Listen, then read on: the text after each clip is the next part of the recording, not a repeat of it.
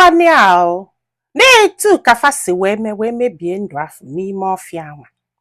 Mana ọ bụrụ na ị gere ntị ọfụma, ị ga-aghọta na nke nwoke mebili ndụ nke jienu wichi na ọ ga-anụ nwaanyị ọbụla sọrọ ya.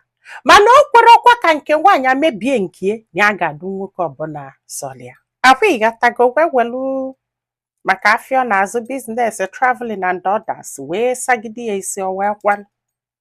And before ọ pụọ ọtụbakwu ya ime ọzọ wee bịa kapụba. Ọ sị m nne, the same thing happened. Duto na ya afụgo na nwaanyị na-akpọ ya na fonu na-ekwu maka afọ ime, o bu mmiri bido pụbakwu ya again, ịgbago onu ya ebido wee na-asị which means na ihe afụ pasta afụ kwuru bụ eziokwu. N'ife a ka nọkwa na-eche tikwolu some pray from parents ya. Afọ ime nke afọ pụkwa again. Ya wee kpọpụ ya na fonu wee sị ya biko ya kpọgotekwe n'ihe obodo afọ ọ nọ na ya ma ntụnwu ime hie. Akwa ịghọtago, ọ sị anya chelụ na ya ga-anata na Disemba. Magolo ụdị ife anwa. So pịa I think na ọ batakwala again. Batazie again wee tụbakwa ya ime nke ịtọ wee pụbakwazịa meelie ya akwụkwọ. Ka akwụkwọ ya pụtara na ya nọgide Lagos ọ na-achọ ụzọ ọ ga-esi wee dismiss nwaanyị asara. Ọ na-afị ya arụ na ya nọgide akwụkwọ ya na-achọzi ime expire. Ịghọta kịta si ubu mmiri ya na-akpọzi everyday ma ndị friends ya o wee gbaziala ya tiketi ya wee bịaba. Ka alụ South Africa o wee je wee ha ya ali ụlọ separate ebe nyanwa ga-anọ. Then nwaanyị onye bi ebe nyanwa nwere ụlọ ọ bịazi na-afị ya na-afụkwa nwaanyị afọ. Ụtụtụ ọ mapụgo jebulu nwaanyị buje ọlụ, mgbede o jebuchitie ịmagolu ya wee bido wobe iwo complain ba. O wee sị ya na ihe a bụ biznes na ịgbagolu ihe dị na nwaanyị obodo oyibo. It's not like nọ ntị izizi gị. Ịgbagolu nnọọ sit enye down gwabi okwu gwasị anya okwu nya kwalụ relax kwa nya mụọ nwa nke izizi. Ịghọta na ọ na-agakwa. Ka ọ na-aga ya na nwaanyị afọ bido nwebe okwu. Nwaanyị afọ wee move back to parents ya, house parents ya. Ịghọta na so nyawa wee movezie in with the guy. Ya na the guy wee bili atọ ime nke bụ which is the second baby. Ya mụọ ya ọbụla nwa nwoke ọbụla ụmụ na-abụọ ka fajio. Ọ sị m mana ụdị ife di ya na-eme oge ọbụla ike a na-achọta ya, oge ọbụla ike a na-achọta ya ya na-edikwe. Olu one day ya pụta ụtụtụ bulu ụmụaka buje na school wee bata ka ya sikwe nri lie. Nekwe nwanne nwoke nke obele ka ọ bịala sị na ya bịala ili n'ịmagonu ndị nwere nwaanyị na ndị mmadụ na-abịa sị na-eli nri. Ndị afọ ka aka na-akwado ka ya tilie ka o libe na nnekwe ka eke bata chọkwa di again ọ bụrụ na di ya nọrọ. Ọkpụlụfa na-abụ wee kpọchie. Ọ sị m nne na fa nọ 2 months n'ime ụlọ mkpọrọ a na-eche ka ama ma ga-ejide die na-ejide nwụrụ die. Sọkwana die batazi anụ pik ụmụazị ịmalụ nọlụ n'ọsọnụ. Ebe afọ ka ha nọgidelu a na-eji ijie jegide ijie Chukwu wee mee ebele ha wee pụta. So ka ha pụta ndị eke wee bidozie ma ntụcha ndị mmadụ na-efrequentizi their house. Oge ọbụla fa na-abịa ọ sị bụ nne na ihe a ya na-asị die n'ike agwụgwụ na achọla ịna na ihe nke a nweze ka ọ dị ịmagono nwaanyị ajesila ụlọ mkpọrọ for 2 months na-enweghị ife ime. Ọ sị m ntela one day fa bata nkwudo die wee kpolo die. Ha wee bido wee gbakọba ihe niile die emele ọsọ niile ọ gbara.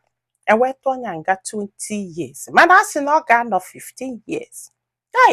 Ọ sị m ụwa gbe ya bụba olibo ikekwụlụ ọtọ gwe ya na amara ife a ga-eme ya na-eche kedu ife ya ga-eme wee nọlụ wee chelu nwoke for 15 years o wee pụta. Ọ sị m nne ya chili ikpele na-agbọwọ na-ekpelu Chukwu mana still nọbụrụ mmadụ nọ. Until one day di wee kpọnya na fonu wee sị ya na o nwere onye ga-abịanụ ọ ga-eje chọla ego. Na ọ bụ na ọ chọlụ dịga ya ego na dịga ya ga-erelisi di ya sị ya nke na-eme nọsi enya wee sị ọ dịkwa sure ya bụkwa na onye ọ ga-agba chọsala ego kịta anụ nwa nka na-aba akọba akụkọ. Beside, kedu ebe a ga-esi weta nya bụ ego? O wee sị ya na ọ ga-ele ofu moto ha, lee jewelries niile, lee ihe niile nwere isi fanwal. Ịghọtago na ọ ga-ele ma moto ma jewelries, anything ọbụla value, ịmagolu nwee value na befa, maka na fa nwee moto na-abụ. Nya wee bido si anyị adịrọ comfortable, ọ sị anya ma ihe agwala ya. Ya wee bido wee lesisibe na ife unu ntanta nke lesiche wee nweta ego na asị nye this guy. Nya si ife dịka Ọnịcha gaa Enugu ije nye the guy ego. Ya wee lo wee nye the guy ego. The guy wee kwalụ. Ewesị na achọ shorty. Bell shorty na ndị otu ga na-assign every month. Na the guy ama mbọsị magolo ụdị fa. Nya wesị bani ama sign o. Na ya atago nya bụ afụfụ ka a ga-ata. Ewesị ya chọba mmadụ. Ya wee chọba mmadụ. Wee chọta onye afụ wee sịkwa na ya ga-akwụ ya ụgwọ iji wee sign. Onye nwee ID. Adị na nyanwa na enwekwunu ID yọtago. Ewekwu ego na a ga-akwụ ya. Ya wee lebekwa ihe lesie wee weta the money wee nye the guy. Ha wee jee n'ụlọ mkpọrọ wee zupụta die. Nwanne ya nwoke wee welu moto wee palia wee si azụ na azụ na wee gbafelu. Nyanwa na ụmụaka na-abụ na nwanne ya nwoke tọzia na South Africa. Ebe ya tago, it's not like na fatala atọ chọbazi ụzọ fanwa ga-eje wee na. Mgbe na-agwa anyị ife a, dear is far gone. So ọkwana ya, fa wee nọ n'ebe afọ wee gbagalịbakwa chọbakwa na ego nunu, maka na ego ka eji eme ihe a niile. Mgbe eji wee nweta ego, Chukwu mee ebele, ya wee kpọrọ ụmụaka na abụọ wee nakwa ekwedie na Naija. Ha wee daluo ịgbagonu ọ nwoke ka ọ bụ. Nwerozi n'ife na-aga aga. Nwoke wee gbaghalịba sị mba na ya ga-achọ n'ife a ga-alụ. Ya chọzi ka a jebe India. Ya wee kwalụ kedu ife a ga-eme, ya chekwala ikpele na abụọ wụọ na kpebekpe maka nke ọbụla ọ chọrọ ije ọgwụ ya, maka na ya na-ekpete ekpele ya na-ekpe kpegide o wee bilikwa wee jebekwa India. Olu nọ na India ife niile bido gaba ọfụma. O sị ndekwalụ ha ego sị ha na ya chọzi ka ha jezie na estate je chọta ụlọ. Ya kwalụ. Mana mgbe afọ ha nata ha amụgo nwa ọzọ ọdụ ụmụ ịtọ. So ha wee je chọtazi ụlọ na estate jezi ebe afọ bili. O wee nọrọ na India na-eme ife ọ na-eme whatever it is, which unu maalụ nọ ọ na-ekpo ntụ. So kwadia